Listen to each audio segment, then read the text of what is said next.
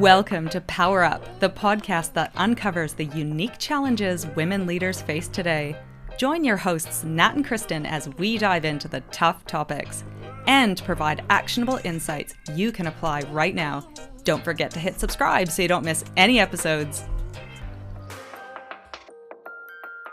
Nat and I have a talk coming up, Gravitas, from emperors to everyone. And so what better opportunity to dig into this concept of gravitas than with our pod people?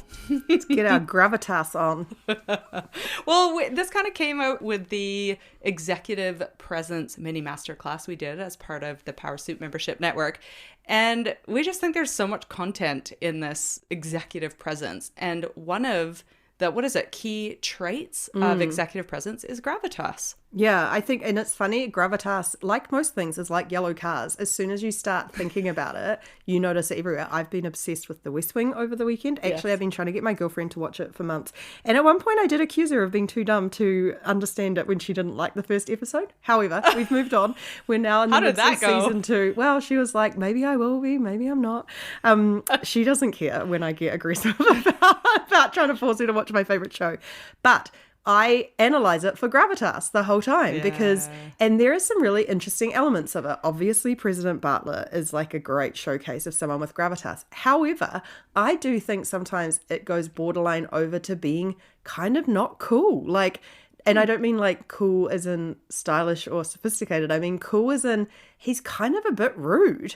And so I think there's, with everything, it's on a continuum. And there is this sweet spot where you are authentically showcasing gravitas without being rude. Well, let's dig into its history, first of all, which I think is pretty interesting. And it goes back to Roman times. And the Romans had 3 virtues, and one of them was gravitas. So it's come from that era, along with dignity and respect. So these were 3 things that were really important in that time. So they saw gravitas in particular as a display of moral strength and commitment when delivering a message. And I think we can cut that up into 2 things. One is this idea of commitment to a message, and the second is moral strength and like who you are. And I kind of view that as what the message is. Yeah, and or personal brand, like who people perceive you as a leader. I like this idea of commitment to a message because now if you think about when we're delivering a message, when we were leading big teams, and or when we're up in front of a crowd, or when we're sitting and receiving a message, or like you're watching West Wing, it is so powerful when the person delivering the message is really committed to it. Like they genuinely believe it, they're passionate about it, and they're sharing something that is really important to them. Like that comes off, right? Yeah. No, I completely agree. I think, and that totally makes sense that in Roman times, that was where the word came from, that you see these incredible people who really back what they're talking about and are able to articulate it in a way that really inspires people. I always think what goes awry is you see that a few times, you place the label on that because you go, these are the things. And then we start looking for symptoms of it and go, ooh, loud voice, strong authority of how they say it, great gestures. And we mistake those things for gravitas rather than its underlying meaning. And so we get confused and then we start to mistake people for having it just because they look the part rather than genuinely being the part. Yeah, and I suppose that's shaped by the context of the time, isn't it? And back in Roman and Greek times, these are orators that were standing up in public spaces and they were often sharing a message. And actually, none of those messages, as we see gravitas today as serious and commanding and low voice, that wasn't what it was like back then. They had wit and humor and they're engaging an audience, and that was gravitas of the time. I think that's still true today. That's what I've heard, is that idea of it is being a serious character without taking yourself too seriously. So there's that element of lightness and ability to have a joke or have some wit while also being really serious about what you stand for. It's so funny because serious has such connotations of like, it's a serious, I don't know, it's like a in the West manner. Say we are serious men, so like, serious statesmen. As opposed to it could actually be passionate, or like that word serious can, I suppose, be interpreted a few different ways, right? Yeah, I like serious because I think serious has that respect for risk, respect for the consequences of the thing. I feel like that comes across more than passionate as almost frivolous sometimes. Yes, yeah. Like, whereas And if seriousness there's something in is... between. I feel like we need gravitas. the thing in between. It's gravitas. Yeah, it is gravitas, isn't it? That is actually what it is. And it's less delivering it in a serious way, but it's delivering it by taking the message seriously. Therefore, they've prepped. They know what they want to say. They know who they're talking to. And they believe they're the person who should say it, or a person who Yeah. should say it, which is, I think, sometimes for women, especially when we don't have a huge number of role models to look to for gravitas that we see on TV shows or whatever, it's very easy to think, why am I, my mum says this all the time, why would anyone want to hear from me? And it's like, why wouldn't they? Yeah. Like, I think that can sometimes be the final switch for women to be like, you deserve this. Like, you are the voice that should be saying this message. Because they probably have said it to you privately, or you've heard them say it. So you're like, everyone needs to know. Yes. Yeah, and absolutely. I love that. And then the other piece, I thought that personal brand thing was quite interesting, because if you think of the orators back in that time, they would have been philosophers or scientists, or they would have been researching really interesting things, be it the skies or be it human nature, and then sharing that information. And they would have been branded as such authorities in that space. And so I think that idea, we've dealt with this in lots of different mini master classes, but also podcasts. What are others' perceptions of your personal brand? Because that is so important. If you respect the person delivering the message, you're going to take their message more seriously. Yes. Yeah. And I think, going back to the West Wing, a great example from season 2. You really did binge this weekend. Oh, yes, I did. Is Thanksgiving. And President Bartlett was really uptight about the turkey. He wanted to learn how to cook the turkey properly, to the point he rung the hotline to figure out the turkey. I think that's such a great example of gravitas, because it showcases his attention to detail and seriousness around traditions and taking and providing for people, and all of these character traits that are important for him to be a president is displayed in this kind of funny way that he knows everyone's joking about it, but it's so important to him. And I think that is, from the personal brand perspective, a really, in my opinion, great example of how, when you know who you are, your values, your strengths, your superpowers, what you stand for, that can come out in all sorts of different ways. Yeah. And I see it all the time on LinkedIn now, people who really have a strong understanding of the message they want to get to the world. They sometimes joke about it. They're sometimes doing quite a serious essay on it. And that is gravitas to me. Yeah, yeah. And then unfortunately, in the modern context, we've gone from the historical understanding of what gravitas is, where it came from and what it meant, and then it's been distorted in basically over the last 100 years in our modern context of the representation of the leaders that we've had at the top have displayed certain traits, and we've effectively adopted those as gravitas. We've got these misconceptions about gravitas being equated to pitch of voice, tone of voice, if it's high, if it's low, the speed of voice. And as a result, we get all this harmful advice about you need to have gravitas. It's like, well, hang on, are you telling me I have to lower my voice? Do you think the Roman orators were ever women? Probably not. The reason I ask is because this is, in my opinion, why it happens is you have a bunch of incredible orators who present gravitas. And that's what I mean about the symptoms thing. Then people look at them and go, what do they have in common? They all have deep voices. They all do this.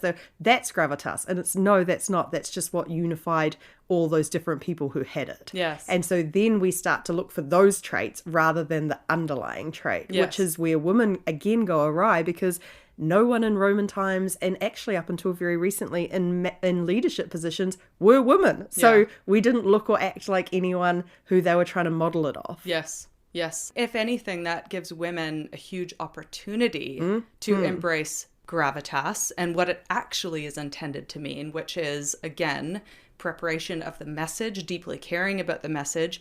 And then I always like your wine and wine label analogy of really understanding the audience you're delivering it to. You know, don't change the wine, but the label might be slightly different depending on who is the stakeholders and who is receiving the message. Yeah, no, absolutely. I think we're learning about that a fair amount with now Powrsuit going into Australia and the US, and the different ways you behave in different cultures. And, you know, even down to how much you chat, small chat talk before you get into business changes from country to country. And it's the same with gravitas. It's the situation is culturally different. And I don't mean necessarily country culture. I mean, the culture of a meeting is different than a culture of a family dinner. So you do need to apply a slight change to those things.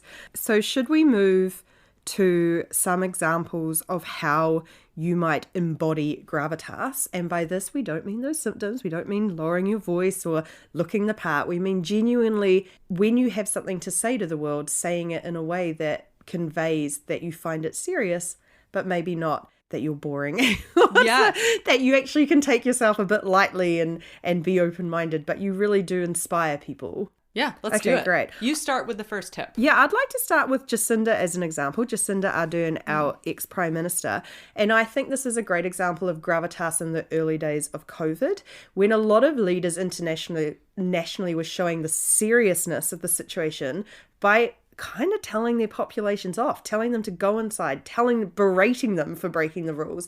And Jacinda showcased a totally different way, which was standing up and conveying that seriousness, but conveying it with kindness. My message to you is we are in this together, and I am here as your leader to bring you together and to convey this information and to be really taking it extremely seriously, but in a way that was really authentic to her. And I know even today she's looked to as a global leader for how she bucked the trend of what gravitas was expected to look like in that situation and formed her own way of delivering. That's gravitas, like being able to deliver a message from your heart and be able to authentically show up. And she cared for the people and taking care of one another. So yeah, I love that.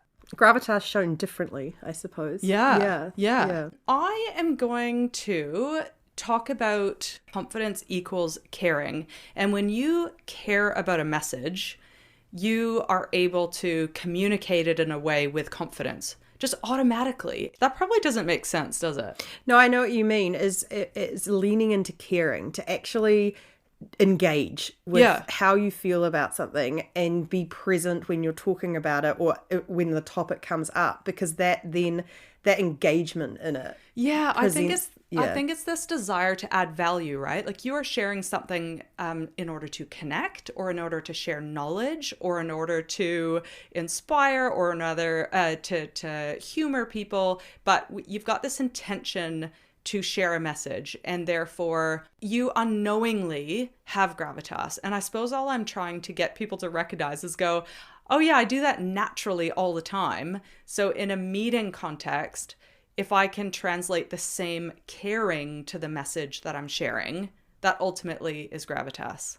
Yeah, I like it. And like confidence, your gravitas will be in different situations. So like if you are someone who cares deeply about, I don't know, the Kardashians. And I know that's a dumb example, but I think it's worth throwing in there. Yeah. You can speak with authority, I mean, I can, on why I actually think they're a cultural phenomenon and they deserve all their money and how they did change the world. Yeah. And whereas if I'm talking about cooking, I have no gravitas. Yeah. Like, I don't care. It's not... it's not a thing that I'm ever going to present. I'd like to go to some behavioral stuff. Great. Because this is something that, again, it's a symptom, but I think it comes from the sense of truly believing you deserve to be in the room. And the literal example I have in my head is a woman I met a while ago, and I think I've talked about her before. But there was a couple of characteristics that I really felt embodied gravitas. Firstly was how she presented herself. She had incredible dress sense, but her own dress sense. It wasn't like corporate. It wasn't like, it was just how she dressed herself. She also was in an office and she had her shoulders back and it's the presence again. She was there. She was looking around. She was engaging with people. She was making sure to stop and say hi along the way. She walked with confidence. She wasn't sort of bowing out of people's way like a lot of us sometimes do. Yeah. And finally, the thing that I really paid attention to with her, I'm a shocker for analyzing people as I'm speaking to them, is she was quite comfortable pausing and pondering before speaking. So she really was believing what she was saying by the time she said it without being frazzled. She controlled her speed of delivery and she controlled the tone of delivery. And there was something about that level of self-assuredness that just conveyed to me, this lady is a serious lady, but she's not she's not trying to bombard me with that. She is just maneuvering in a way that conveys that. Yeah, I love that. That's so good. Okay, I've got one on tone of voice, and this is be true to your natural tone. In my 20s, I did make an effort to lower my tone of voice because I often was the only woman in the room. And even 10 years later in my 30s, someone told me they were still doing it. So I know that women... Do you do it now? Do it now. Go, give us an example. I actually think my tone is quite low. I have to edit this podcast and I'm like, wow, I've got a deep voice. You've been practicing for your whole career. I'm like my alter ego. But look, older studies have actually shown that people preferred leaders with lower pitched voices. But guess who those studies were done on? Men. Yeah, they were done on men. So in a more modern study, Midam Kim from the University of Kansas School of Business, where people had to choose between the most trustworthy sounding CEO from a set of voices. Lower pitched voices were generally perceived as more trustworthy, but bear with me here. The effect was less pronounced for female leaders than for male leaders. So while people might have different ideas about what makes a female leader trustworthy compared to men, so all to say, when a man had a slightly lower voice, there was that bias that I trust a man with a slightly lower voice. That did not hold true when the female leaders were talking, and we were looking to other cues about how trustworthy a female leader was, had nothing to do with pitch of voice. And how you described those behavioral observations of people, that's probably more the cues we're taking in with women in terms of relational, open, all of some of those things. I like it. I also think it's a great example of why gender equity works for everyone, because imagine being a man stuck in that gender norm where you have to have a deep voice to be trustworthy. Like, break or free. Tall. Yeah, break free. Like, break I'm not free, I'm not married to a tall man, and that always, like, I hate seeing those studies about tall men. Yeah, that's true. Yeah. I would like to do one that might be #unpopular opinion, but it's actually something that I think we all need to work on, which is don't turn up late and frazzled. I think it's such an easy trick for all of us. If you have a calendar, you own that calendar. No one else owns it. So turn up, choose when you're going to turn up, and turn up if you have to 5 minutes early, 1 minute early, have a deep breath before you go into a thing, because the number of times, and I do see it with women, they turn up frantic, they're rushed, I'm so sorry I'm late, and I do this sometimes too, so no judgment. That is the opposite of gravitas. That is someone who looks out of control in their life, and that I look at and go, you seem overwhelmed right now, probably am not going to offer you any more on your plate because you've got too much, and you probably don't. It's just that we sort of fall into the habit sometimes of rocking up like that. And so I think that's an easy one to really put ourselves in a position that we don't look like everything else is controlling us, that we're actually in control of our schedule and when we turn up, and Yeah, and I'll piggyback on that. It take 5 to 10 minutes to prep your message for that meeting. And that could be if you have an opportunity to talk in any meeting where you can share your opinion, or you can share findings, or you can ask a question, take the 5 or 10 minutes en route to that meeting, in between meetings if you can, and prepare what it is that you want to say, because I think that preparation is gravitas, because then ultimately you care about what you are saying, and you care ultimately about the outcome of that meeting. So that it is a nice piggyback on your message of just genuinely, let's try to, manage our calendar a little bit better, respect the time of others in meetings, and show up just a little bit prepared. Show up prepared. Well, and even if you are late, it's okay to take a deep breath and say, I really apologize for being late. I'm a huge fan of apologizing for being late. I know there is some gravitas fans who are like, never apologize. I think it's rude to turn up late as someone who does it. So I think it's worth apologizing. But that's it. You can move on. You don't have to sort of turn it into a song and dance about it. I will end on the last one, which is to call back to our podcast number 24, which was communicate with Savant, which is communicate with impact. And so check out podcast number 24. And that was all about understanding who your stakeholders, who your audience is, and what do they need to hear. So it goes again with the prepping of the message and genuinely caring about the message, but also is the storytelling getting to the point for that audience? What is the ask? What is your channel of delivery? Is it via Zoom? Is it via email? Is it in person? I feel like I've spoken. Actually, it was probably part of a thing I've read recently around, and we've talked about this before. If you're working with people alongside you on a project, for example, you might be right in there and you're asking for collaboration and you're sharing ideas. If you're reporting on the outcome of that to someone else who's not involved, you want to take it right down to a summary and know what they need to find out and just deliver that so they can get on with their day. Yeah. And that's that kind of wine label thing Yeah. again, of just knowing your audience and recognizing that not everyone needs to know the same stuff. Figure out what they need to know and give it to them. Want to hear my quote? Wait, dun, dun, dun, dun. What's our music for this? Kristen's Quote Corner. Go. My quote of the week. Say what you mean and mean what you say. Fabulous. Gravitas. Gravitas. Hope you enjoyed that, everyone. Check out powrsuit.com and we will catch you next time. Bye.